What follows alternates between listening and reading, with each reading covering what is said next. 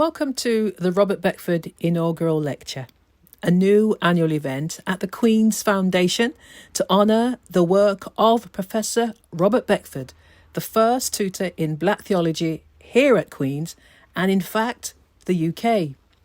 My name is Dulcie Dixon Mackenzie, Director of the Centre for Black Theology, where Robert continues to be key in the development of students who come to Queen's to do postgraduate studies and research in Black theology. For years, Robert has encouraged so many people to be critical thinkers in the areas of faith, popular culture, and social justice. So before we embark on this first annual lecture in his name, let me say a few things about Robert. He is a groundbreaking scholar, activist, and filmmaker, a prophetic voice for such a time as this, helping us to think and rethink what it means to live justly as people of faith. Robert continues to be an excellent resource for so many people and organisations, always bringing fresh ideas. When I first met him over 20 years ago, I was one of his students.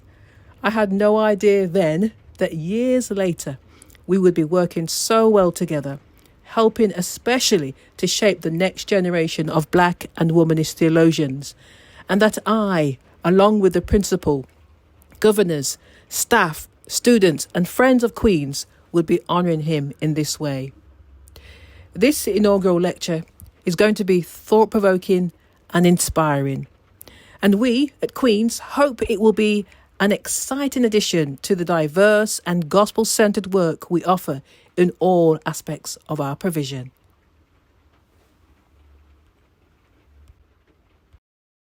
A hushed silence of expectation descends. Well, again, a very warm welcome to you all, staff, students, friends and guests. And amongst our distinguished guests this evening, good to have us with us again, Dr. Beverly Lindsay, OBE, ODDL, and Chair of the Association of Jamaican Nationals here in Birmingham.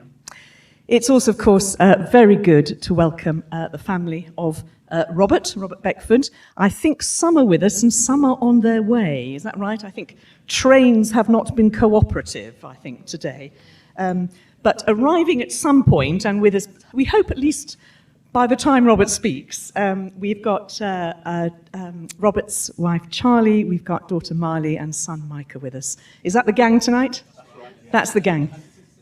And Sister Caroline, of course, too. Yes, I think who's already here. Is that right? Yeah. So warm welcome to you. And of course, Robert, we are particularly pleased you've turned up tonight. So thank you. Thank you very much indeed for that. There will be more words of introduction about Robert shortly. But as principal at the Queen's Foundation, I simply want to say how delighted I am that we are inaugurating this evening a new annual lecture named in honour of Professor Robert Beckford, and acknowledging not only the pioneering work that Robert has done in Black theology, but the prophetic voice and force for justice and transformation that he has been and continues to be more broadly. In fact, some of you might have caught him on Radio 4 Sunday programme last Sunday, as did I, speaking about the importance of the place of theology in higher education. And I think there are several more of those reports to go, so tune in this coming Sunday. Robert has been key to the development of the Queen's Centre for Black Theology as it is today, and we are fortunate that he still remains committed to his work for Queen's amongst the many other strings that he has to his bow. And he continues to work closely with our Director of the Centre for Black Theology, Dr. Dulcie Dixon Mackenzie, who will be introducing Robert shortly and enabling a Q&A after the lecture. In mentioning Dulcie, I also want to express my thanks as ever for the vision and passion that she brings to her own work, and for the initiative-taking and hard work that's gone into making this event happen. And thank you also to other colleagues who I know have worked very hard along with Dulcie on arrangements to make this a very special evening. As we prepare to receive the inaugural Robert Beckford lecture given by Robert himself, I'm going to invite, first of all, the Reverend David White to come to the front and open in prayer for us. David is pastor at the local Wesleyan Holiness Church. Indeed, you might have seen his picture up here because we've had some splendid images of the service that David and his church kindly hosted along with ourselves to celebrate. I shouldn't mention it, should I really? Robert might be cross with me. The 60th anniversary, i.e. Robert's 60th. Back in the summer, which was a wonderful occasion. But as we open this evening, prayer feels very appropriate. David, thank you. If you're able to, could you stand with me, please? And so, loving God, we thank you and we praise you for who you are. We thank you that we have this opportunity to meet together as we are reminded where 2 or 3 gather, you are right there in the midst. So breathe afresh upon us. Bless our time together. We are sure that we are going to be filled with laughter and challenge, and also to reflect, and also to be charged of what you've called us to do. So Lord, thank you. Be with us. This we ask in Jesus' name. Amen. Thank you, David. Thank you.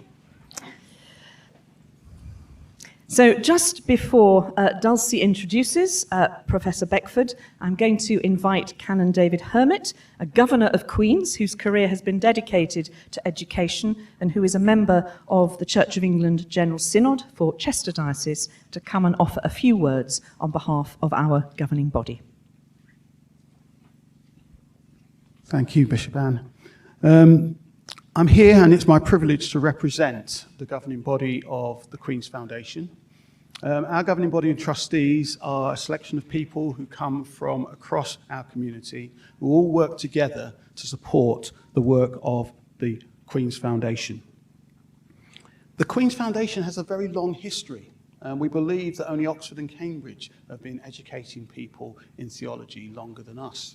And that long history means that we are well suited to trying to meet the needs of a variety of different Christians. And we enjoy the fact that we are a diverse community. We like the idea that we will collect together people from different church traditions, be they Anglicans like myself, or Methodists, or part of the Black Pentecostal churches, in one place to have a conversation together. We facilitate that, and we enjoy that.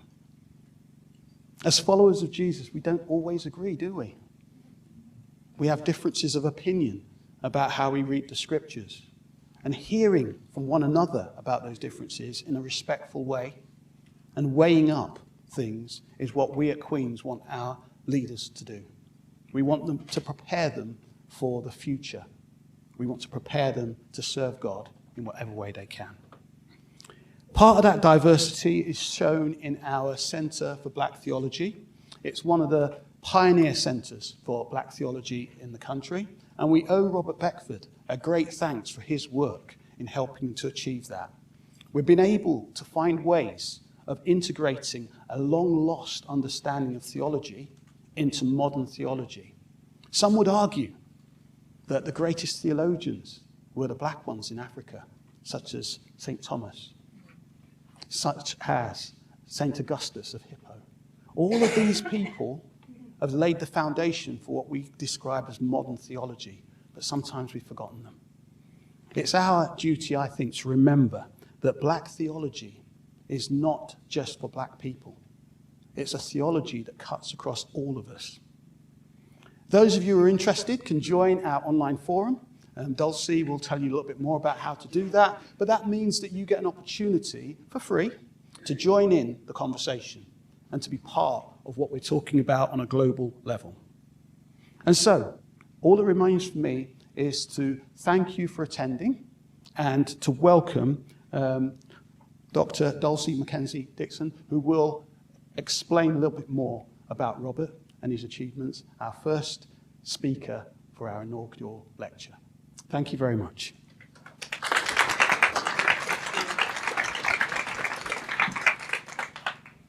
Good evening, everyone. So lovely to see you all.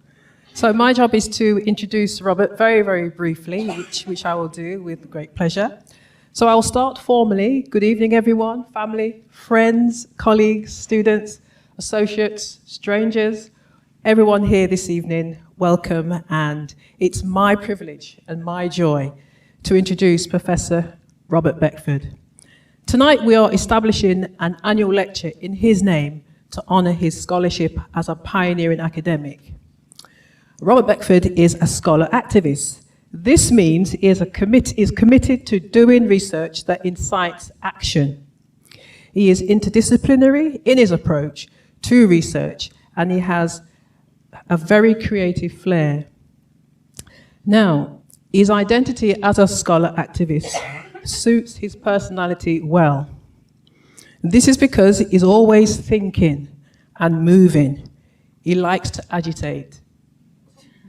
As an example, if Robert has an idea, or to be honest, it's more accurate to say when he has ideas, you can be sure that within moments he has done something to take the idea forward. I cannot tell you, my friends, colleagues, students, staff, family, how many times I've been in meetings with Robert, exploring ideas and options, trying to work out a process around his brilliant ideas.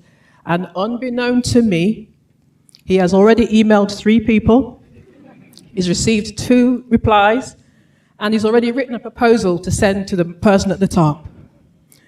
And to give a very serious example, I no longer send Robert a draft flyer to either proofread or to give me a more catchy phrase, because he's brilliant at that. Because before I know it, I don't get a direct feedback. It's already posted on Facebook. It's a draft on Facebook. He's a man of action, and this is why he is such a prolific writer. He's great on media. He just keeps moving, he just keeps going.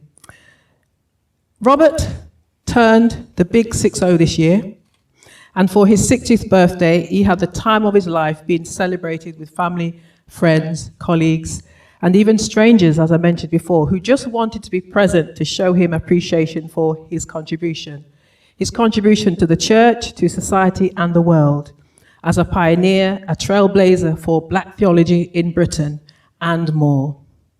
Robert has a very long CV, one that you'll never find anywhere else. It's so eclectic, and that's a word I'd like to use. And I'm not going to even attempt to share even half of what's on there. But here are some headlines, very, very quickly, because I know he's agitated, wanting to share with you. And of course, we want to spend time listening to him. He's a remarkable scholar who has greatly influenced the intersection of theology, race, and culture. In your program this evening, you can see his bio, and for the recording, we shall put it online for you to see. But I will just end with this. He is a prophet in every way, forthright and future-orientated. And he has been a prophetic voice for all of us in this room and beyond in regards to education and social justice. In all of my years of working and my career, he's the most exhausting colleague I've ever had. But I have to say, he's been the best days of my working life being here at Queen's. And I'm going to ask you all, if you're not able to stand, but I think we can just sit, and let's make a very big noise for Professor Robert Beckford by way of a round of applause.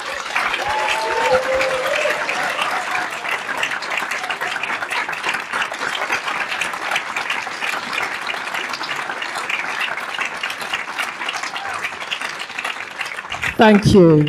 So just to say, I'm going to invite him to come now, and he's going to speak for around 40 minutes maximum, Robert. And then after that, we'll have Q&A, and that will be your time to raise your hand, and we'll bring this mic to you to ask your question. So I'm hoping that you feel special this evening, that we're all here in this cozy room, this cozy atmosphere, celebrating, immortalizing the scholarship of Professor Robert Beckford by way of launching this lecture in his name. So let's welcome again Professor Robert Beckford, inaugural lecture.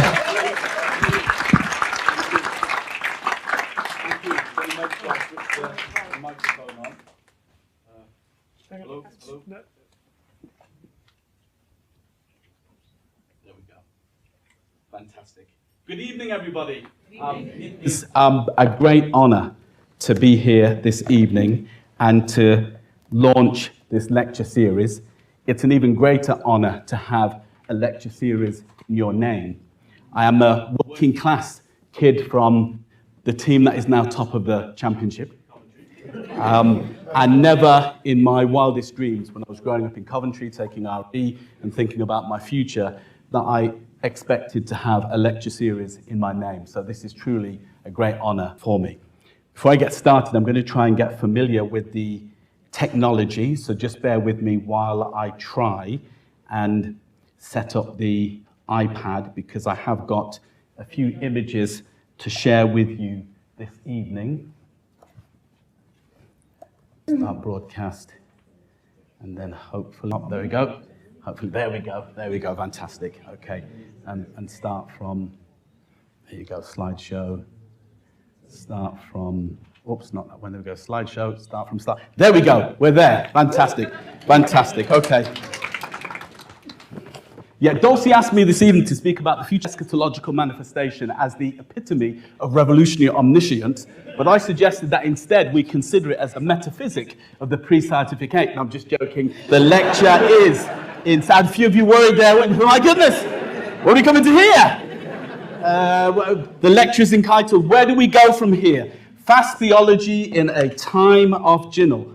In this inaugural lecture, I would like to spend some time reflecting on my work of the past 30 years, particularly the role of dread theology as a form of contextual black liberation theology. I will discuss its successes and shortcomings, and then suggest some new tools to address the emerging theological and social challenges we face today, specifically new forms of domination and allyship. Experience. As with all of my work, experience has been a vital aspect of developing a constructive theology. This is not a new category of thought and action in global theological discourse. In the Western tradition, both Friedrich Schleiermacher and Paul Tillich positioned human experience as a key category of theological thought, one that roots our feelings in the concrete and never dismisses the lived realities of cultures in theological reflection. Equally, as John Mbiti and Gayrod Wilmore demonstrate in the African religious traditions of the continent and diaspora, respectively, experience is the criterion of religious meaning. Experience is generative, creating new theological insights that challenge normative assumptions and expand the theological imagination. Though, as Caribbean philosopher Sylvia Wynter notes, all experience is socially and racially constructed and never outside of structures of power. Yet when properly utilized, experience functions as both a source and a testing ground for our theological reflection. It is therefore no surprise that this lecture begins with two experiences, one old and one new. Let's start with the old one. On an ordinary afternoon in Coventry, in 1988, at the bus stop in front of the main church in Longford, Coventry, I felt a rupture in my sense of social and spiritual belonging. Just for those unfamiliar with Coventry's world-famous geography and cartography, the Longford bus stop was on the route from Alderman's Green, where we lived, to the city centre. 3 men outside our local snooker hall, adjacent to the church, subjected me to racial abuse and threatened escalation if I responded. Now, I'm a karate man, you see, but the odds were against me. They were not in my favour. There were 3 of them and only 1 of me, and the threat was real. My only option was silence, fixing my eyes on the pavement until the car drove away. Relief came first, but before the bus appeared, I tried to make sense of this moment of trauma. My Holiness Church upbringing, with its ultra-conservative atonement theology, initially offered familiar explanations of sin, human fallenness, and divine rescue, categories I had internalized and now mapped onto the scene. Yet while providing immediate comfort, they failed to give me a sense of agency or transformation. Next, I turned to the systematic frameworks of Christian dogmatics I was being taught as an undergraduate student. But there, too, I encountered silence. Racism, either individual or structural, I was told, was not a concern to be threaded through the classical theological categories of thought and action. This dissonance between lived experience and inherited theology raised urgent questions. How do we address experiences of racial oppression within theological discourse? What happens when the academy refuses to name race as an important area for theological inquiry? And most crucially, where do we go from here in the task of developing theology that confronts racism as a lived spiritual and structural reality? The second experience took place in 2022 at the inaugural meeting of the heirs of slavery. I was invited to deliver to some of Britain's most prestigious families. I felt at home, who were grappling with their ancestral complicity in slavery's racial capitalism. This was a very significant intervention. After centuries of denial, brave descendants now face the history and legacy of slavery's racial capitalism and chose to campaign for historical justice. For me, it was a moment of both culmination and contradiction. After 25 years of campaigning for recognition of the historical and ongoing consequences of Britain's involvement with slavery, the gathering promised radical solidarity. Yet, the event also showcased new alliances and collaborations which were both affirming but also called for a hermeneutic of suspicion. My opening lines, delivered to the gathering, were carefully chosen. Thank you for joining our movement. The words acknowledged solidarity and emphasized that the interpretive focus must remain rooted in Black leadership. On reflection, the intervention was unsuccessful. In my opinion, the event signaled what African-American philosopher Olufemi Tewu terms elite capture, a shift from Black radical initiatives to a liberal agenda.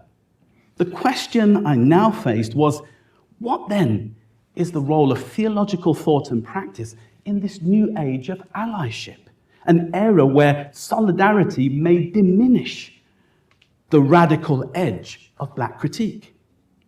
These two experiences underscored the pressing need to develop theological responses to racial justice across diverse historical contexts and experiences, a sort of situation contextual theology articulated by Asian theologian C.S. Song describes as third eye theology, which posits that the situation is not the background to theology, but the medium for revelation.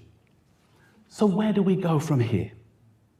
Moving forward, I want to revisit my initial response to the crisis of the 1980s, specifically the development of a dread theology. But that was then. And today, dread theology is insufficient to address the complexities of the new theological landscape, particularly the new constellations of solidarity.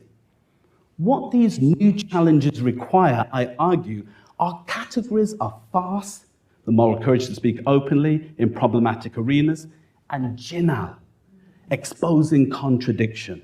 In other words, today we need a Black theology, whether Caribbean or African heritage, that refuses silence and resists co-option.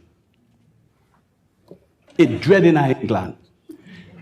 The existential question confronting conscious Black Christians in the 1980s was how to apply our Christian faith to the persistence of multimodal forms of racialized oppression, which theorists Paul Gilroy and Richard Baker describe as new racisms.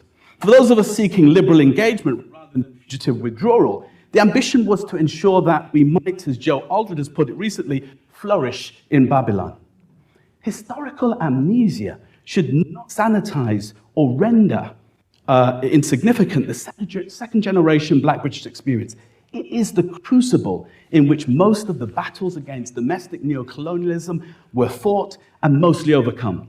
Remember the uprisings of 81, 82, 85, and 86, the Lawrences fighting for justice? Equally, we should not underestimate the revolutionary and transformative power of Black expressive cultures, whether steel pulp from Handsworth prophesying Handsworth Revolution, or Soul to Soul's Karen Wheeler telling us to keep on moving, don't stop, just like the hands of time. Yet, the domestic theological resources for black Pentecostal folks seeking to answer this question were severely limited. The reason stemmed from two main forces: Euro-American domination over black Pentecostal denominational thinking, a situation that still persists today, and the failure of university departments to foster domestic black scholarship, a problem that has worsened over time depending upon which figures you use. In response to this predicament, I decided to forge a new pathway.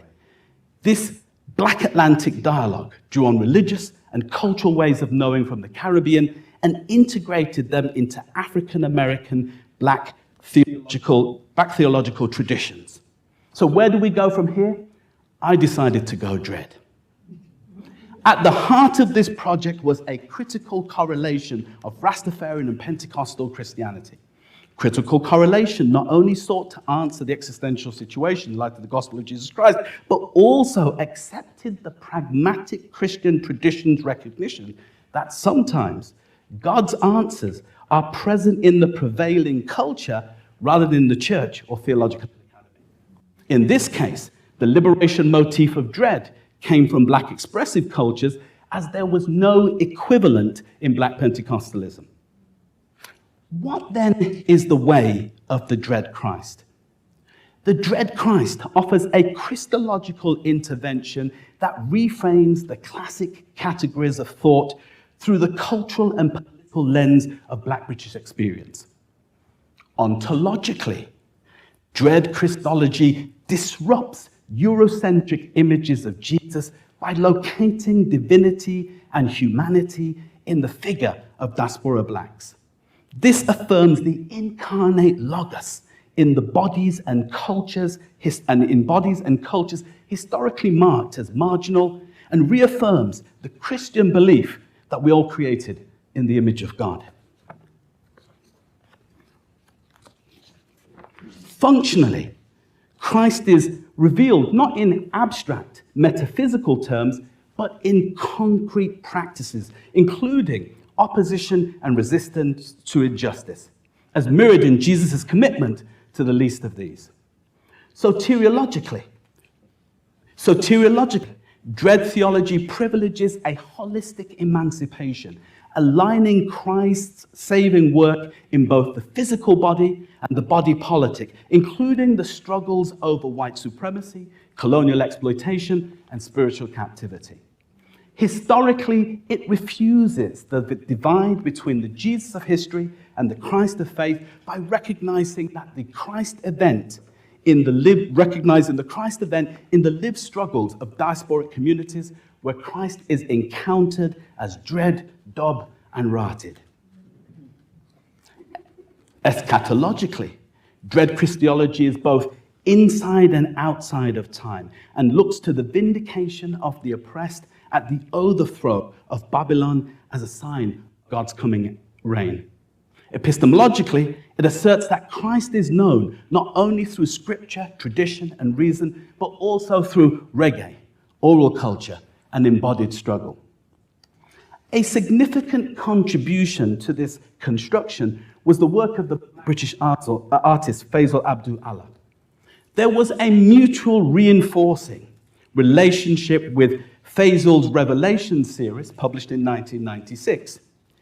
His art of the Black Christ, the Last Supper, and the resurrection sought to reimagine Jesus in South London. I know it's hard to think about, but he pulled off. In short, while I sought to provide a critical framework for interpreting divine presence amid racial suffering, Faisal's art materialized my theological vision through image and symbol. Finally, the dread Christ was international, a mode of public theology extending into the cultural sphere of the arts, particularly through documentary film. Folding Christ as an emancipatory presence into filmmaking is not merely a social act, but also a liturgical act of social engagement and transformation. 3 examples exemplify this public work of the dread Christ. In terms of outer national, the ontological dimension was present in Magnificat, a project as part of the Jamaican Bible remix, where dread Christology is embodied in womanist intersectionality to underscore the image of God in black aesthetics. I'm going to play a little bit of this. I believe we need to hear more women's voices in public life, in particular for the next generation.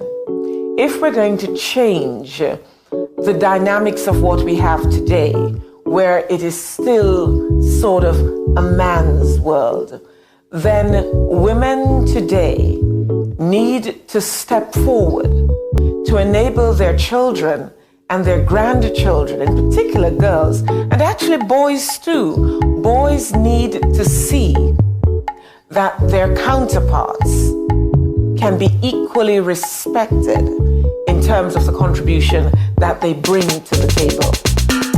Luke chapter 1. May God bless woman, cause the most powerful God do the miracle here for me. Him only God good can't done.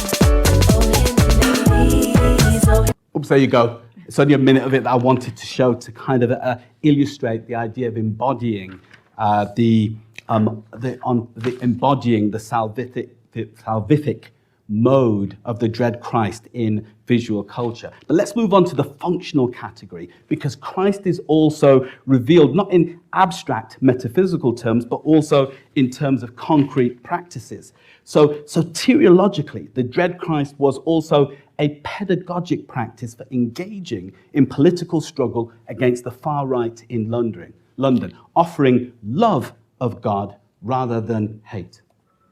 I want to share a sequence from a film I made back in 2007 where attempting to embody this dimension. I think I've done enough of listening. It's not time for me to do the talking.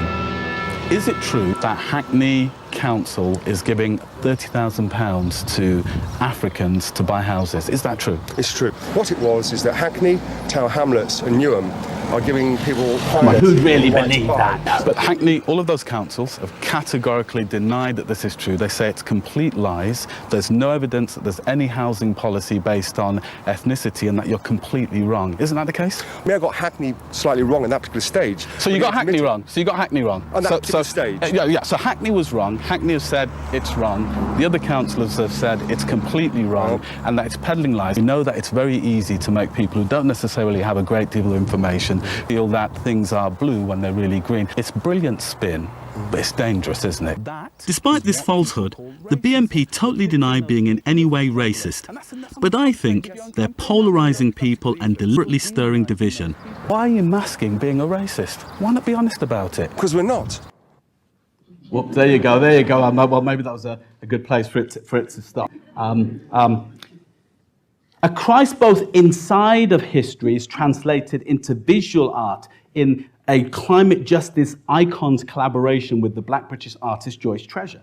The reworking of the Madonna Child acknowledges God's divine presence both inside and outside of history. Across these interventions, I enact a double critique. On the one hand, contesting dominant regimes of representation and power as a black television presenter, while on the other, dread theology becomes a living discourse where media serves as the pulpit and the screen as the site of exorcism, demonstrating that Christology, when dread-inspired, can concretely transform structures of power and practice. The BNP lost the election. We weren't the only ones campaigning there, but Channel 4 likes to take credit for it as the ones who made it happen. But times have changed. Not much, but a little. Dread theology emerged as a robust liberation discourse, offering a theological grammar to confront the political urgency for an emancipatory Christianity. This focus enabled dread theology to confront slavery's legacies and racial injustices with uncompromising clarity. Yet its strength was also its weakness.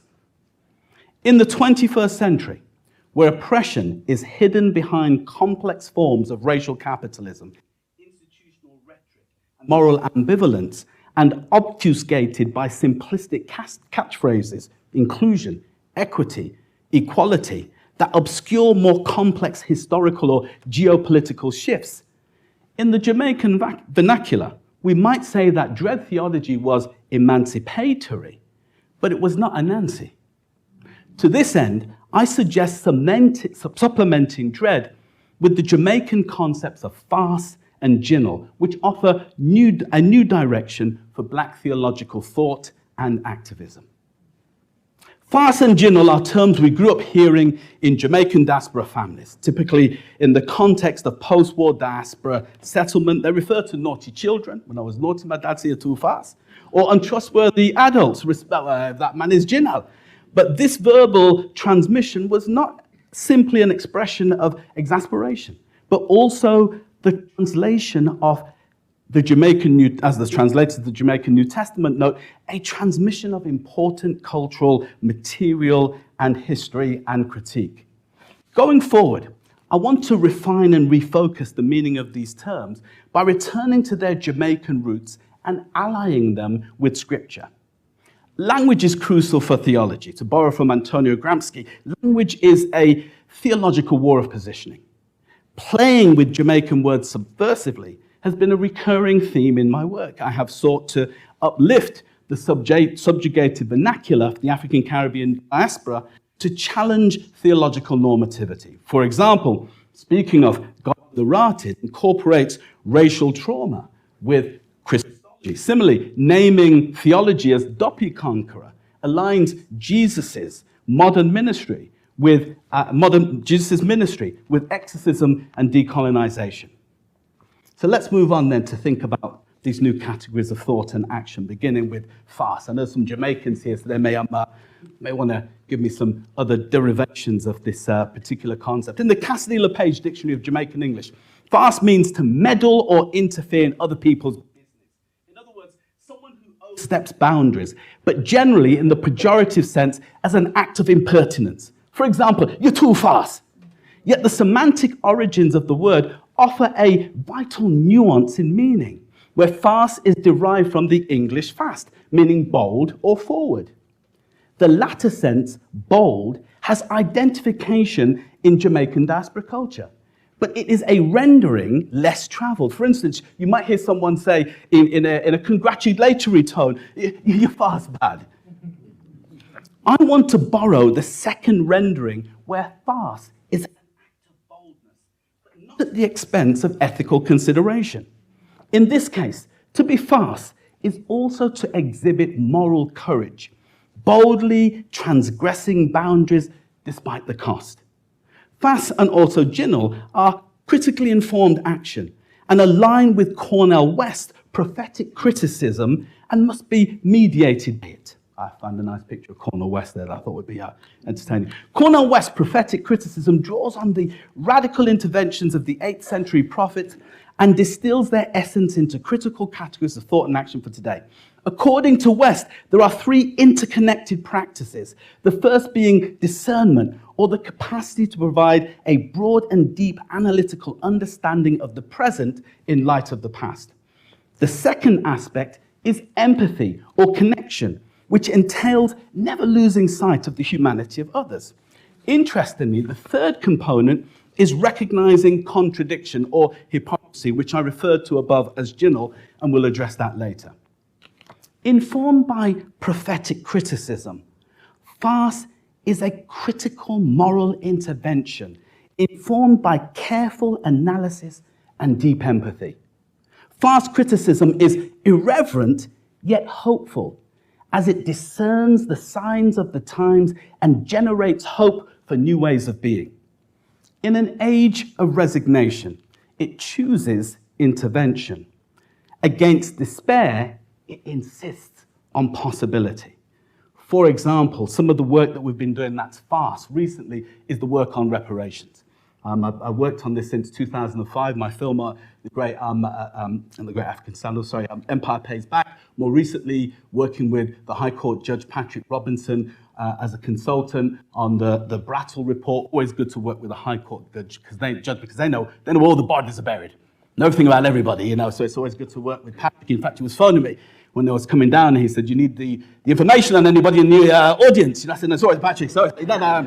I'm cool with that one this time. And obviously, more recently, our fellow Brummie, Lenny Henry, West Midlander, Lenny Henry, producing a contemporary version of the Brattle Report in his book with Marcus Ryder, The Big Payback. I was asked to go on television to critique the book, but I said, the right thing. I said, I haven't read it yet. And it was a good job, because I didn't know he had a chapter on it. You know what I mean? So a good job. I've gone there, slagged him off or whatever, and then found out it was, attacking myself. According to the Cassidy-LePage Dictionary of Jamaican English, Ginnal is a traditional Jamaican term for trickster, con artist, or deceiver. The etymology may stem from a derivation of the English word general. The explanation or backstory here is that enslaved Africans combined the military roles associated with strategy and cunning with the Akan or Chi word Ginnal, to deceive or trick, and West African trickster traditions. For example, that man a real Ginnal, can't trust him. That man is a trickster, you can't trust him. Like Fass, the concept of the trickster is not alien to the Christian tradition. It appears in Scripture, though the role of the trickster is ambiguous. On the one hand, there is the accepted tricksterism of Abraham, who says his wife is his sister, and Jacob, who deceives his brother Esau. Neither is condemned. Arguably, the greatest trick is the resurrection of Jesus. You think he's dead, but he's really alive. In this vein, tricksterism is counter-hegemony. Neither is the trickster motive outside of the black church tradition of thought and action. Take, for example, the preaching practice of kinetic orality, where sermonic narrativity appropriates conjure motifs such as signifying. Equally poignant is the notion of the devil as the ultimate trickster. But in this capacity, tricksterism is evildoing. The greatest trickster, in the negative sense, is Satan. And it is this later malevolent idea that I want to work with. There is a long history of destructive tricksterism in Caribbean history. We can trace it as far back as Christian slavery. The idea that someone can be free in Christ but still enslaved, which was a form of European tricksterism. Likewise, the 1834 abolition, claiming that formerly enslaved peoples were free, but still required to work for 40 hours a week, which was a deception. Dare I say that for the post-war black settlers, the colonial citizens from the Caribbean who were told in the West Indies that they were part of a mother country, only to discover on arrival in Britain that they were its illegitimate children. Informed by tricksterism's underside, Ginnal offers an apocalyptic unveiling of how parts of the world operate. For instance, one of the ways in which we attempted to embody and articulate this tricksterism recently was through the conference that we held in London 2 weeks ago with the British rap grime artist Bashi. One of the things that we asked every contributor to contemplate was the idea of contradiction that runs through Bashi's album and how they might then explore that, either in written text or in dance. And one of the most interesting presentations for me was by Tribe House Theatre, where they attempted to embody this contradiction that there was within one of Bashi's songs, but play it out through dance. Yo, looking back at some pictures and they had me thinking, wow, I was a happy child. Very happy, my hair nappy, running around in my nappy wild. Beautiful skin, dark chocolate brown, really proud, temperament mild. Before we survive, I will try to the day I die. We're out here fighting for our lives. And that's how black men lose their smile. That comes that, you get smile. That comes that, then you get a bar. That comes that, you get a bar. That comes that, every shirt smile. That comes that. That's how black men lose their smile. At the end, you'll see me come up and join me.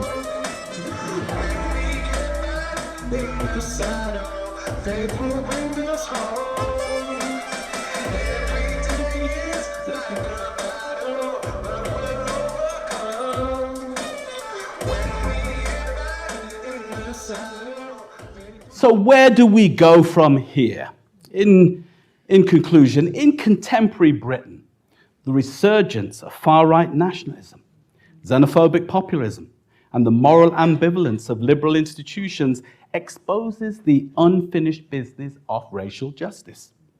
Fass and Ginnal theologies offer a critical grammar for this new conjuncture.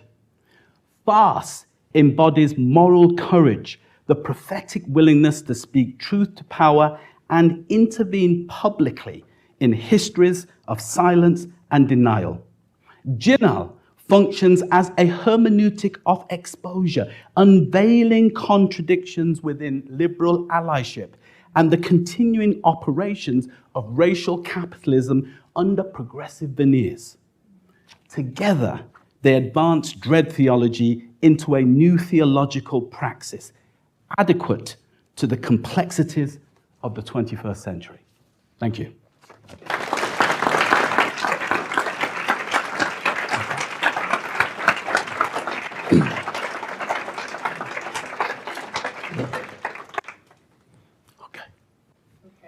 Just to give Robert a couple of minutes just to catch his breath, I'm going to invite you just to turn to your neighbour and have a quick conversation. What has struck you about his presentation? And I'll give you just 2 minutes just to give Robert a breather, and then we'll launch into Q&A. Okay? What struck you, or anything, or is there a question that you want to ask? You can't quite formalise it. Your neighbour perhaps can help you.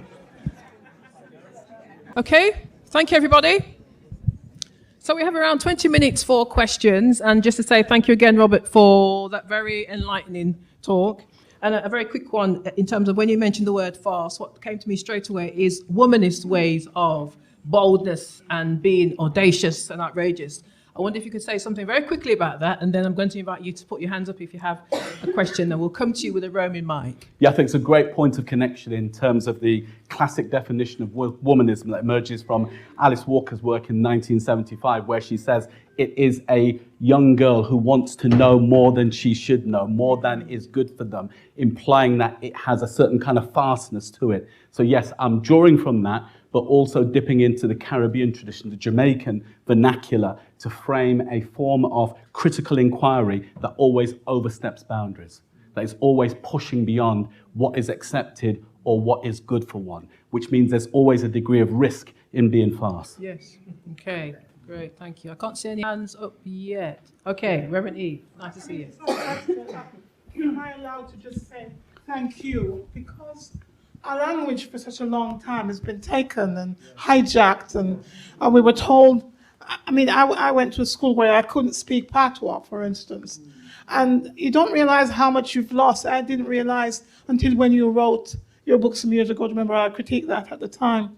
I want to thank you for that rescuing of being able to make me, and I hope my contemporaries, my generation, understand that this language that we have been blessed with can now be used legitimately to address the problems that we're facing. So thank you very much. Yeah. And thank you. But I'd say I shouldn't take credit for it because the tradition begins with Rastafari. Yeah. And the Rastas who were on the 21 bus when I used to go home from school in Coventry in the 1980s, who were just reasoning and using Ital talk and using neologisms, creating new words, because they recognized the English language could not fully comprehend their predicament. So they had to create new words. You know, and I listened to them, attempted to engage with them, but thought I'd never leave this behind. So we need to give credit to Rastafari for maintaining that linguistic practice. Equally, many of our parents who also were bilingual. So my dad always spoke patois at home, you know, or Jamaican language, we should call it now, because it's seen as a legitimate language. But my father always spoke Jamaican at home to the point where I couldn't understand him. So we'd go through the door and, oh, boy, I'm all right. Homework. That was it. So that was it, you know. So in a way, I have to give tribute to the generation who did that, but then also taught us to code switch, so that my mother would speak like that, and then the telephone would ring and say, hello, how are you? So in a way, we have to give credit to that generation who did that work implicitly. There was something quite more complicated for me. I was sent to a private school, so I had it knocked out of me not to speak patois.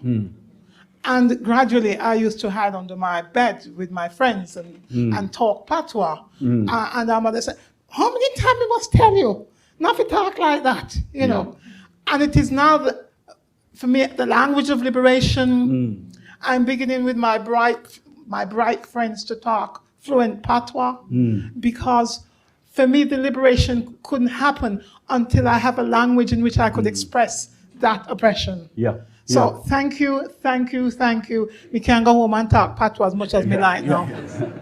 I think it's important to know that even in terms of the kind of pedagogic dimensions of Christian theology, how we teach it, language is fundamental.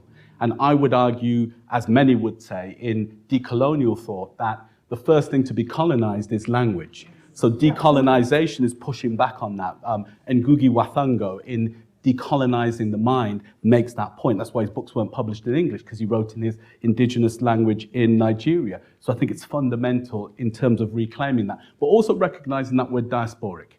So it's both and that we have, what Du Bois called the gift of second sight, living within two worlds. So multicultural English in London is informed by Jamaican patois, Nigerian forms of Creole and Pidgin, as well as Eastern European languages. So I'm interested not only in retention, but the evolution and how that informs how we then map out the world that we live in. Jamaican Bible, I have a copy of the New Testament. Yes. Which I bought and was given to me by the Jamaican Prime Minister at the time. PNP? No, we're going to check for them. Next question. Okay. Next question. Thank you.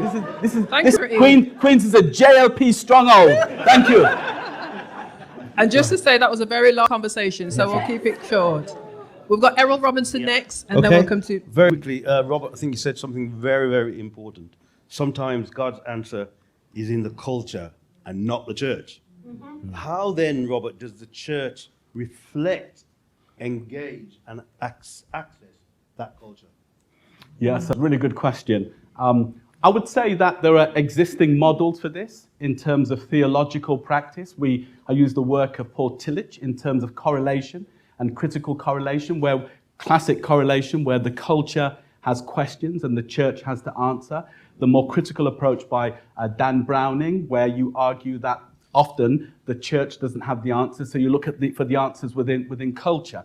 I think that it requires a constant dialogue, and that's what I've attempted to do within my work, is situate theological ideas within the cultural context and always have that kind of contemporary conversation. Hence, even at 60, hanging out with young people, doing dance and addressing issues of faith and justice through embodiment, through dance. So I think we have to maintain that dialogue all the time as a kind of mutual critical act. So being critical of them, then being critical of me, but attempting to arrive at an understanding of not only what it means to be human, but what it means to be people of faith as well. So I think it's that constant dialogue. What does that mean in practice? It means, I think, the church has to reflect the culture outside. And that means we need to be culturally literate, but also multicultural, which is different from multiculturalism, which is the kind of failed state, local authority practice. Need to distinguish between the two, but multicultural. And I've argued for some time in terms of dealing with black church pastors that their churches are insufficiently multicultural, still monocultural, and therefore not representing the diverse hybrid forms of cultural expression that are expressed outside of the church. So I think all church communities need to think about that critically. I don't believe there's one pure form of culture. I believe that culture is inherently profane, always changing, always mixing. You can work with the changing same that Leroy Jones articulated in the 1960s, that culture is changing same. There are core elements, but they always get reworked. So that's my approach, and I think that faith, culture, theological language always has to work with that tension. There are core ideas, but they have to be worked and reworked in the modern context. And that comes through constant dialogue. Thank you. A question now from Maxine, and please raise your hand. Okay, John. Okay, Maxine next. Okay, so thank you for a fabulous lecture. I was very much interested in how art could be used as an interpretive framework for understanding the embodied lived experiences of young people particularly, I'm seeing a lot of, the ideas of the Fass and Ginnal in, different forms of art, in literature, and you mentioned Bashi. So I was just wondering, what opportunities do you think that is forging in terms of building a bridge between the culture and churches? Yeah, look, I think it's a great question again. I would say that art, well, we know historically art has always been used by the church to explore the meaning of divine, express transcendence. In terms of black art, where embodiment is foregrounded, we haven't necessarily appreciated that and celebrated it in terms of black church life. So one of the things I've attempted to do is work with embodiment. And I've got, to give thanks to H. Patton, one of my former PhD students, was a professional dancer, although I realized most of the moves I'd actually taught him back in the day, reggae dancehall, bashment moves and everything, the butterfly and all of them, gully waka, all of them things, that he was carrying on with. I realized that actually, but he taught me that embodiment was integral to African spirituality, and therefore dance was integral to faith and expression of faith. And hence, within our church context, where we'd limited dance to the centering practices within African religion, African religious traditions, the centering practice is what we call two-step. Two-step is normally people who can't dance, but two-step in West African religious tradition is the beginning of a centering process before you move into other body movements. So I think the arts, the body, the visual arts are the future for theological exploration. And if you listen to the third program in the series on theological education in Britain, that's the point I make, that an interdisciplinary, multimodal form of theological engagement is the future, given that we're in a post-literate society where visual texts no longer dominate and instead are subordinate to visual text within the body, signifiers, and therefore we need to think carefully about how we engage with these new generations who think more visually than they do in terms of logocentrism, in terms of written text. Not that we're leaving written text behind, but being intertextual and recognizing these diverse texts that are out there. So that's my argument, and to a degree, the Bashi event was an exploration of that. If we'd limited it to just simply written papers, we would maybe have had about 7 or 8 papers. We had 7 or 8 great papers on the Saturday at Queen's anyway. But when we opened it up to other expressions, we had 80 plus abstracts, and we had to choose the best 30. And that made us aware that visual artists wanted to engage with this, not only dancers, but people who were performance poets.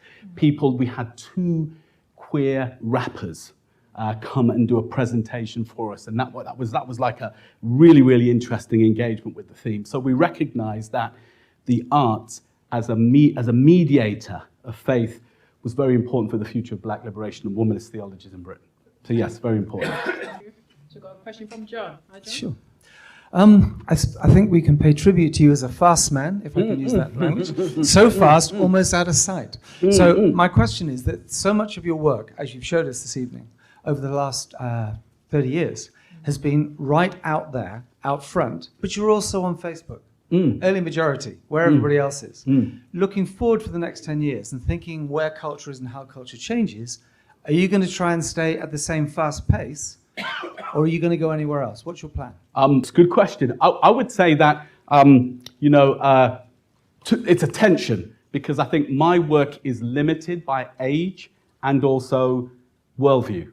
My age and worldview shape the tools that I use. Very different to the tools that my children use, their worldview, the technological devices that they use, and how that's shaping their imagination, including their spiritual imagination. So I recognize on the one hand, I can move at a certain pace, but there are other generations that are moving beyond us and are asking a different set of questions. So the way in which I've attempted to engage within this is to go back to African traditional modes of what you do when you reach 60, which is you become an elder. So I work with younger people, millennials and also Gen Zers, particularly on some of these arts projects, but acting as a mentor and therefore working at the pace that I work at, but understanding that they see the world differently and work at a different pace as well. So I think that's the role that we often miss out on. In the black church tradition, pastors stay till they're like 96. never give up the pulpit, These young people are not ready. They still need time. They're in their 70s. They're not, So my approach is I've always tried to push against that. And so I think our task now is to work with and mentor and act as elders for the generation who are working much more quickly and working with different sets of tools as well. Okay, thank you. Question? Thank you, Robert. Congratulations on having this lecture series named after you. You mentioned lived experiences. I've been in Birmingham 55 years, and on the first day of my first school in Birmingham, I was told in no uncertain terms by a white boy that they did not need any more effing P's in their school. And I've been living that, and it's been shaping my life. I became a Christian from a Muslim background, and it was as a result of, it was not as a result of reading the Bible or anything, but actually reading people who had read the Bible, and in other words, the behavior of Christians. And I thought, there was something decent about them. But I've been a Christian for 30 years now, and all of that time in Birmingham. And, as I've got close to Christians, I've kind of, you put up a slide about Christian slavery, which is a contradiction in terms, really. I've also discovered that there are some Christians who dare I say, are racist. I've just finished writing a booklet on Islamophobia, which is a problem of racism of our time, especially in areas like Birmingham. Booklet's called Islamophobia for Christians. Just to rush you along to ask you a question, please. Because I've discovered that there are some Christians who are Islamophobic. We have people who attend churches on a Sunday. I know not enough of them to attend church, but a good number do. Do you think the church leaders, the preachers, the ministers, could educate those congregations about race and against Islamophobia and the injustices of our time? Sure. And what does it take for those ministers to actually do it? Sure. Look, I'd place this in a broader context. I think, firstly, thinking in terms of the New Testament, the wheat and the tares grow together. There's good and bad in everything, isn't there? That's what Jesus said. So we know there are people who are going to be on the more conservative side, the more liberal side. There are going to be people who are going to be resistant to change. People who are going to run with the change. That's the reality of the church, reality of society in many respects as well. What I would say is this. I'd nuance it. And this is because I have a couple of students I've worked with over the years that have attempted to do this. I'm still waiting for them to go about it. There is a radical tradition of white Christianity in Britain that hasn't been properly excavated.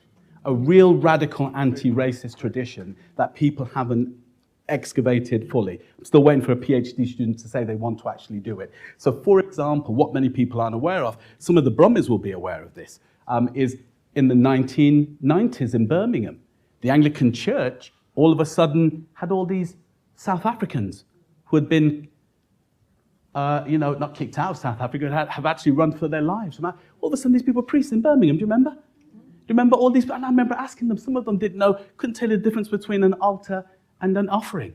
But I said, they said that when we came over here, we'd been kicked out of South Africa, and the Anglican Church gave us a home. Gave many of us jobs. I mean, remember Barry Picciani? And Barry Picciani, I met Barry in South Africa. And I said, Barry, I remember you in Birmingham as a priest. I said, I could never understand your sermons because I didn't believe in God. He said, the Anglican Church has looked after me. They just looked after me. And now I'm back in South Africa. I'm running this political party alongside Nelson Mandela. So we need to, on the one hand, recognize there is this radical tradition that hasn't been fully excavated and we need to talk about, and then place that alongside the need for transformation, the need for cultural literacy, the need to address issues of structural racism, which are now being tackled within the Church of England through the racial justice plan. David knows more about this than I do. So there is a move to do that in terms of the Church of England. The Methodist Church, I think, are just about starting their journey to look at this critically. I know because a student of mine is working on it, the URC as well, in terms of major denominations as well. But we can also flip the script and also, or think counterintuitively, and say, in terms of black Pentecostalism, black church tradition, they've been very poor at addressing these issues themselves, explicitly. They've been able to do it implicitly, in terms of developing a theology of transformation, what Valentina Alexander, first person to write a PhD on the black church in Britain, described as passive radicalism. This idea that you can have the power of God within you to transform anything, but its only locus is the body. It's confined to the body. It's kind of like a policing of the body, to think of a sociology, a kind of a regime of the body. So the black church itself needs to address the limitations of its theological thinking around racial justice, structural transformation as well. So another way of saying this is we're all in the same boat together. So we've got to find the right kind of alliances, but yes, analyze them through Ginnal, so we're not really so make sure that we're having the right kind of alliances, but find ways in which we can all collaborate, because tragically, when I started with Dread in the 1970s, we've done the fascist thing. We thought when we made Ghetto Britain, we thought that was it, done in the BNP, let's move on. Well, it's all gone full circle now. So we've got to reconfigure how we think about working collectively to address this new wave of right-wing popularism, which is, I would argue, more powerful and more dangerous today than it was in the 1970s. So yes, the literacy is necessary.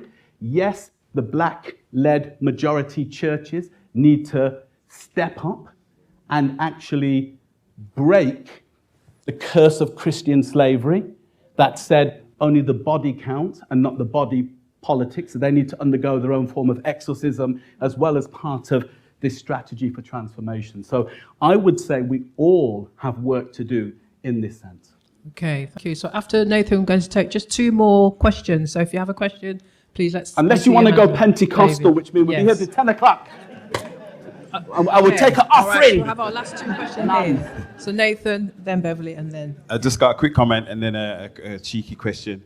So I just want to applaud you for your work and for your lecture, and just for you in general. Having a personal relationship with you, you are life affirming in many ways, and I just appreciate you as a second generation Caribbean who struggles with being black and British. Your work has helped me. I'm from Coventry, mate. There's no contradiction. Top of the league. Your work has helped me to find a voice and find identity. So my day job, I'm a pastor of a church, but my day job is a safeguarding. I work in a secondary school, and I find that the upper echelons of the leadership may be white, and the pastoral team may be from a global majority heritage. If we walk into a classroom, we can control the class sometimes when the teacher, who may be white and maybe out of this, from out of the suburbs coming into the inner city, might not control the class. My cheeky question is, how do I, in that context, formulate a research question that I can give back to you about using my black theology as farce, and how can I be Ginnal to get more money? Sure, yeah. Great question. The first part of the question, I think we draw from Bell Hooks and Bell Hooks' work on teaching to transgress, and realize the power of transgression in the classroom to shape young lives. And I'll give you an example of this. I went in one of my capacities, I think I can't remember what capacity it was, had to talk to rich black business people in London for money for a particular project. This was about 10 years ago. A particular project we're trying to get off the ground in London. And I met this really wealthy black developer, really wealthy guy. The restaurant we met in, it was wonderful. He said, anything you want. I was thinking, how can I get this and take it home? Because this is, don't want to eat it now, And I said to him, tell me your story. And he said, you know what? He said, I was failing in school. I wasn't doing anything great. But he said, I had this black teacher who was a supply teacher. And he came up to me, and he was the very first person ever in my life to say, your work is good. And he said, the light went off in my brain.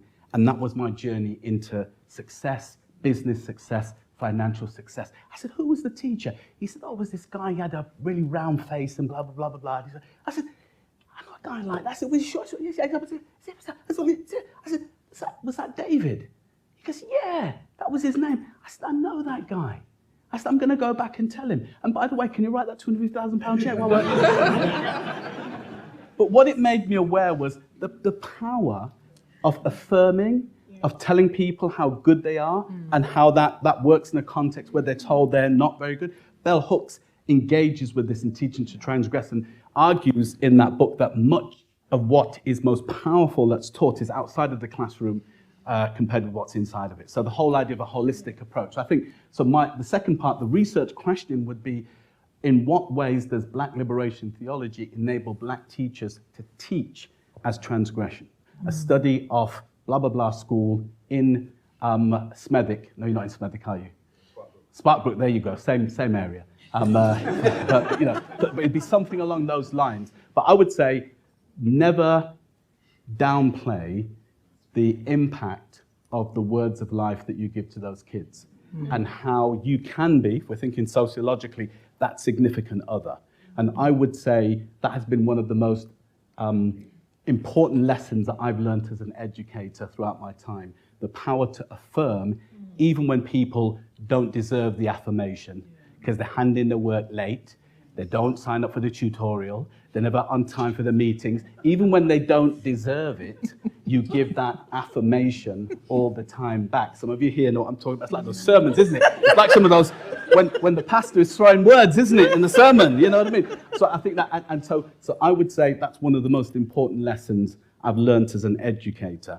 And just to throw out another story, it became most relevant when I was working in prisons and working with offenders, and realizing none of them had had anybody in their lives who were firm.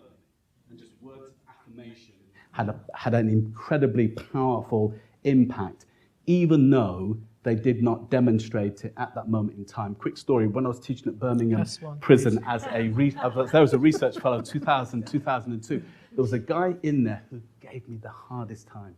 Come up in my face like this, every lecture, you know, really, really frightening as well. And I just, you know, just cooled him down and everything, like this all the time. And whenever I speak, I say, la-di-da-di-da, la-di-da-di-da. Oh my goodness, what's wrong with this guy? You know, all the time like that. After I finished the research fellowship, like 2 years later, I got this phone call at the university. It was him. I said, what do you call me for? He goes, oh, guys, I want to talk to you, I want to talk to you. I thought, oh, goodness, what's it going to be about? So I said, I'll meet you in town where they're gathered around. La-di-da-di-da, he's going to punch me or something like that, shank me, you know what I mean? You know what's going to happen with these kids. I met him in the city. He came with his son. He said, I'd like you to do what you did for us in the class. So my son, can you mentor him? I thought, fantastic. And I thought, oh gosh, what a burden. That's another job, isn't it? Now, my goodness, I'm stuck with this family for life. You know, but it all started off with this willingness to affirm constantly, consistently, and push back against the negativity. And we know that happens in our church tradition when we talk about people being beautifully and wonderfully made. Okay, thank you, Robert. We've got the last three, Beverly, David. Yes, Professor. Thank you very much for your lecture. Made me start reminiscing about back home, the Ginnal, Brother and Nancy stories and so on. But, you know, it started off with even patois. Yes, I am from an even older school than Reverend Eve. And, you know, we had to speak the Queen's English. And I remember being punished to speak patois. But of course, we mastered the patois because even if we had to go on the ground to speak it. But I find now, although we want our young people to embrace the patois, you know, we've had the ability to switch. You know, I remember a Jamaican friend came up here and we went somewhere and I was speaking to some English people, you know, and he said, my God, Beverly, how could you know, how you manage to just switch? So we've learned and we've had the ability to switch, but I've found now that some of the young people nowadays, they can't switch. You know, they can't master the English. And to get on in life, I think you need the ability to switch. You know, so what are your views on that?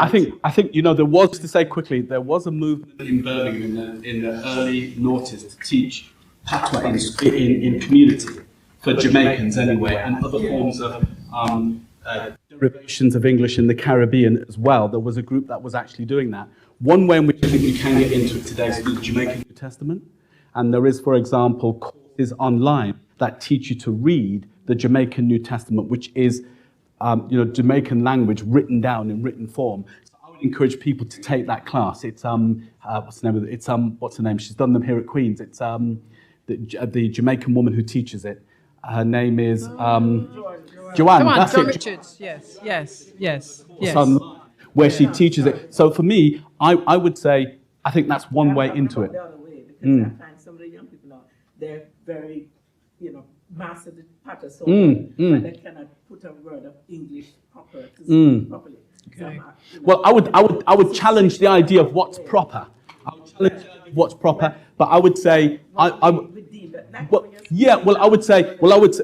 would say the code switching is important, but I would say they represent a capacity not to be colonized in terms of language. And that's really important because language is reality, language is power. And we know that what the linguists have taught us in terms of the Jamaican linguists, the American linguists, in terms of the languages of enslaved people, they are in effect an adaptation. It's an African base that pours bits of English and other language into it. So it is a connection to the African past. It's very, very powerful, very important. So I'm more likely to say, keep on doing what you're doing, because actually that can be very affirming, very empowering, and it may not necessarily mean that you get a particular kind of job or you may struggle in particular areas, but I think in terms of well-being, vitally important.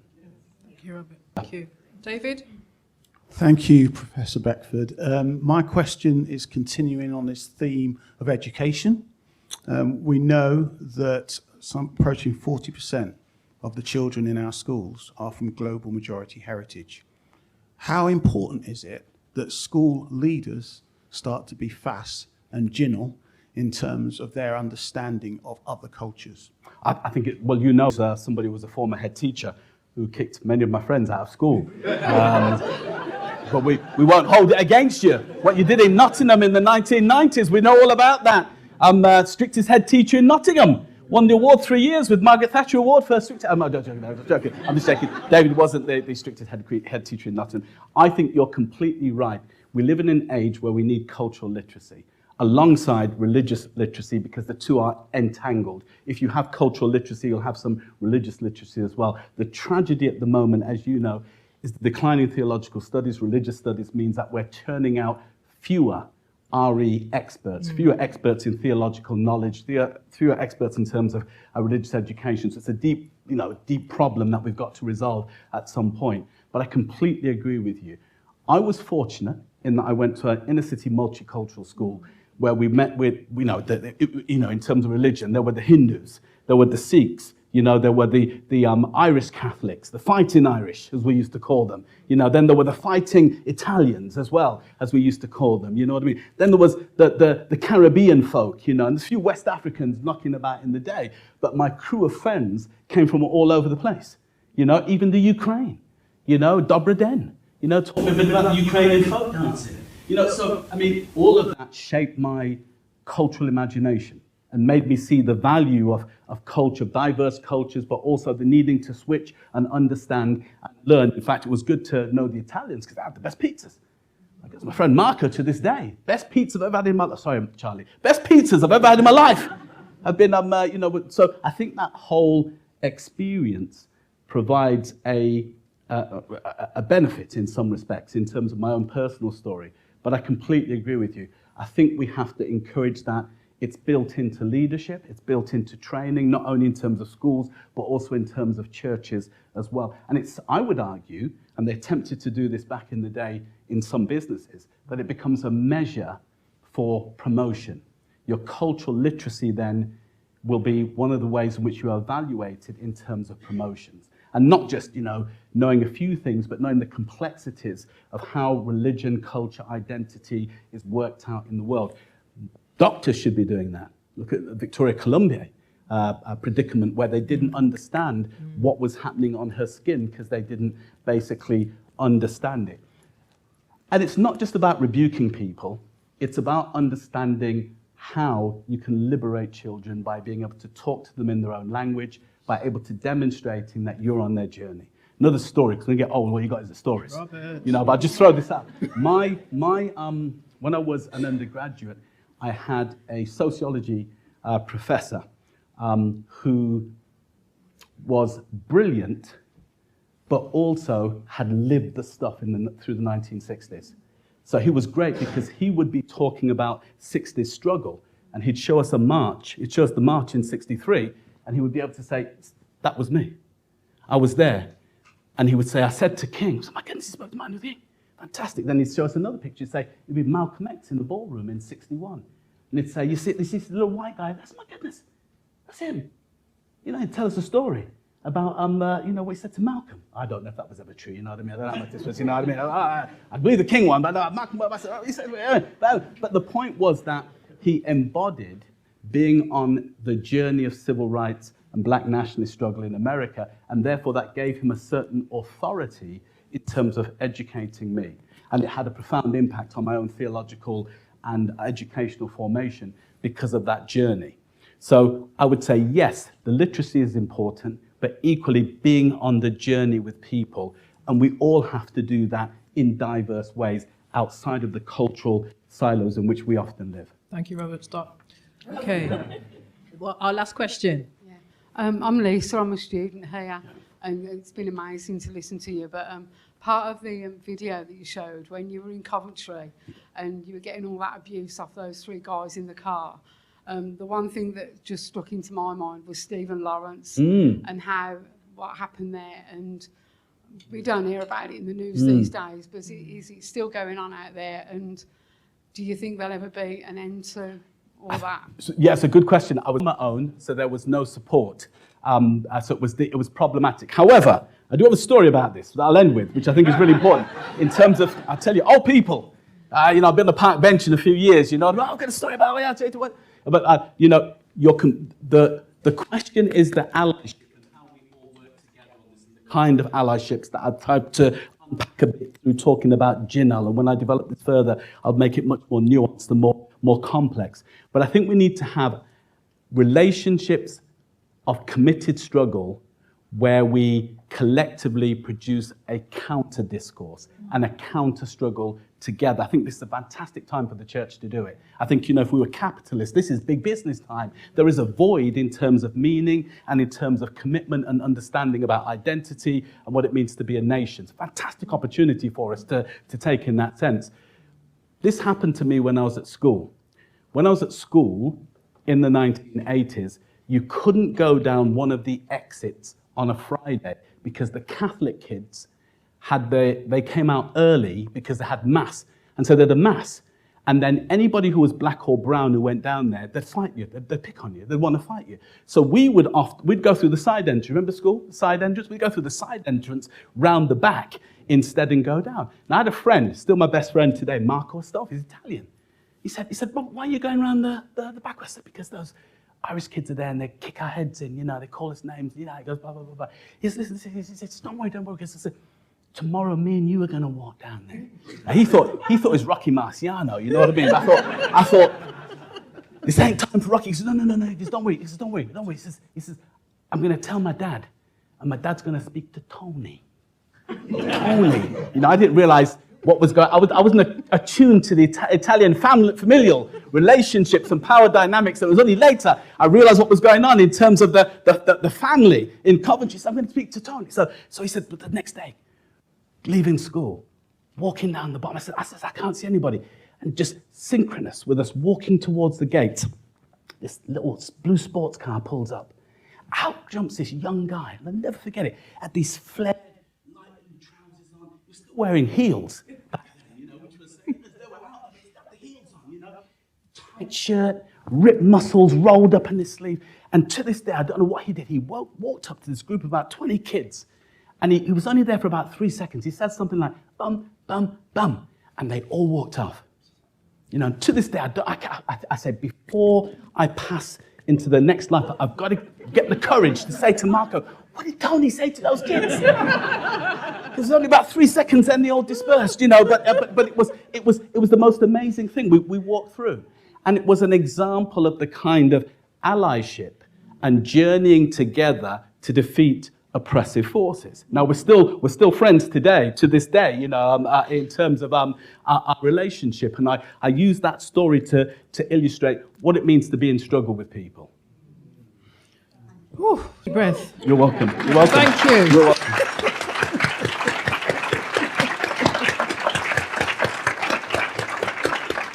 Wonderful. As always, very engaging, very lively, and very informative through your storytelling. And I want to say thank you, Robert, once again.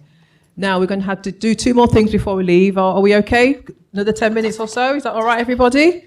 Thank you so much, Robert. We have now 2 special presentations that we're going to present to Robert. So I'm going to invite Marley to come first of all, and then Hannah, if you get ready, please. My daughter.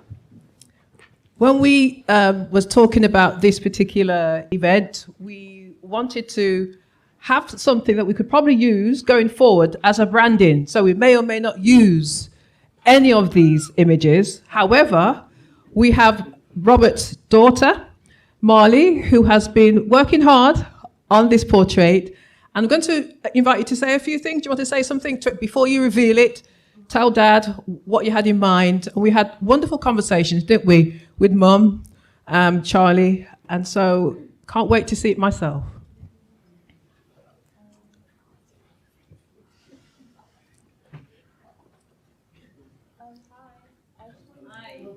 Is it switched on?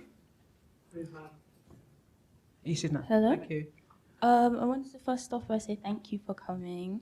My dad might not show it, but he is very happy. And I apologize for my appearance. I did just come off the train from university. It took a while for me to figure out something to use as an image because my dad is a lot of things, and I couldn't put it down in one thing. So I did kind of put it off for a bit because I couldn't find something to draw. But it's difficult to describe my father and his legacy. So hopefully I did it in a decent-ish way with what I did. My inspirations, I used the Harlem Renaissance. It is one of my preferred periods of art, and Mum has a book on it, so I'm always flicking through the pages and looking at the art and stuff like that. And I have a lot to say, I'm so sorry. But I did want to read just a little bit of Psalm 121, because that's a big inspiration for me. I think it's my grandma's favorite psalm, so I see a lot of my grandma and my father. So I lift up my eyes into the mountains. Where does my help come from? My help comes from the Lord, the maker of heaven and earth. And I really do think that sums up my father. So that's all I have to say. Well done.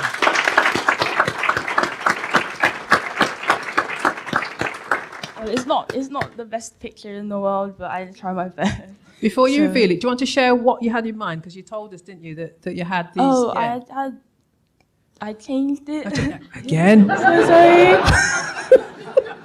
I was going to do quite a lot to say a lot, but I just realized I could do a little to say a lot instead. Okay. Go on then, drum roll. Shall we count down to this? It's not that big a thing. I'm so sorry. 10, 9, 8, 7, 6, 5, 4, 3, 2, 1. Done.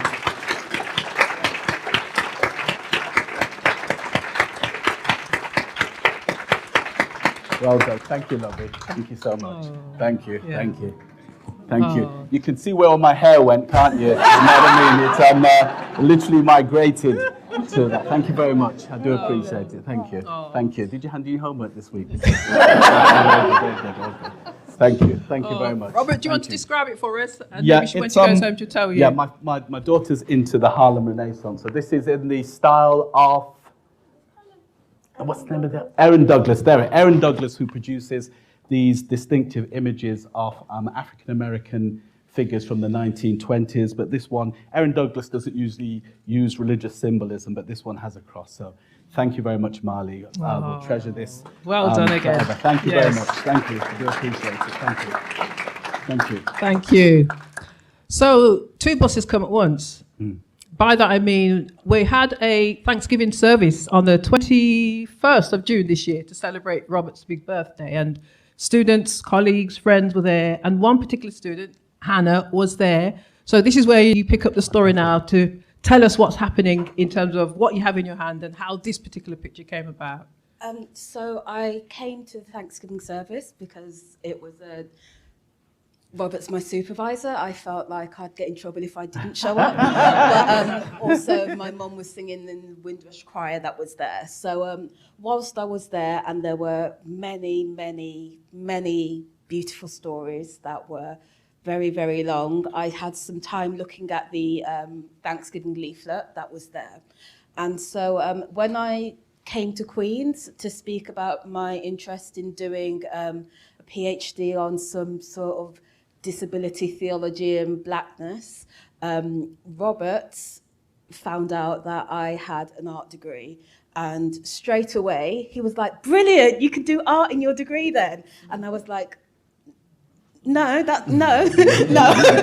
just said that to say I've already got a bachelor's. That was the only thing. But as we've mentioned earlier, once Robert has an idea, the idea is happening. So I carried on and did a lot more digital artwork, and for my PhD I'm looking at liberatory womanism and images that place the Black British disabled Christian woman's experience in church into the art historical context, and making use of traditional art images such as Renaissance art that we are more familiar with. So the piece that I've done is a digital oil painting, which is completely on the iPad using a stylus, and is a little bit reflective of the traditional techniques, but as it was influenced by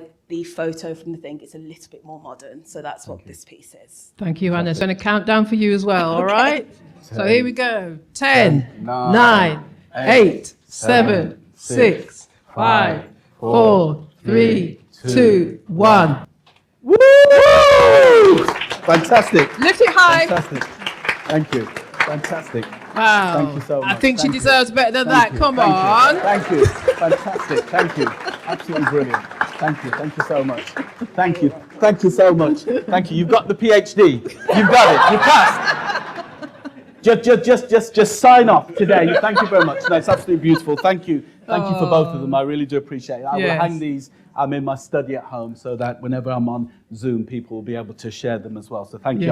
I'm deeply moved by your generosity and your willingness to paint these for me. Honestly, I get lost for words when I get emotional, but thank you to both of you. Thank you. Oh. Really do appreciate it. Okay, And I know also that because it takes you longer and because of everything else that you have to wrestle with in terms of creating these pieces, I know how much it cost you as well. So I do appreciate that as well, the sacrifice. Thank you.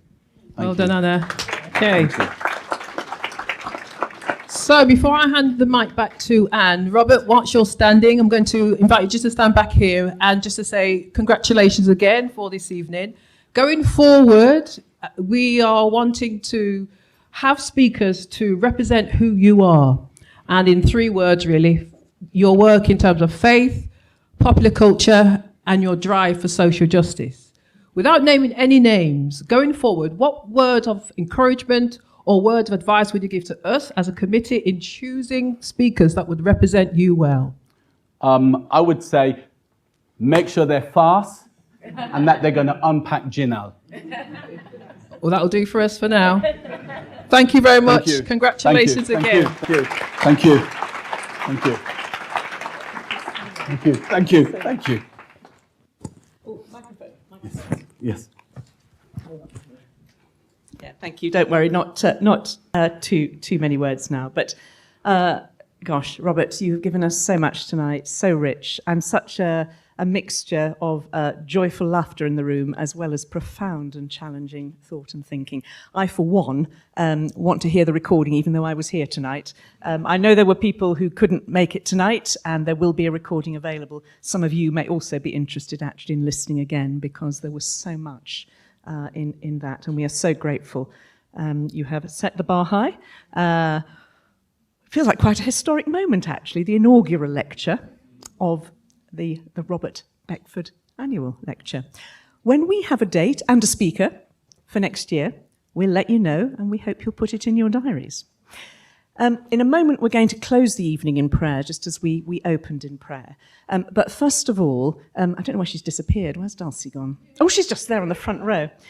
Because I think it's in your programme, but if you've seen the little note on the bottom of your programme, it just mentions that this event has been part sponsored by the Black Church Digital Archive. And this is a new project at Queen's, funded by the Westminster College Oxford Trust.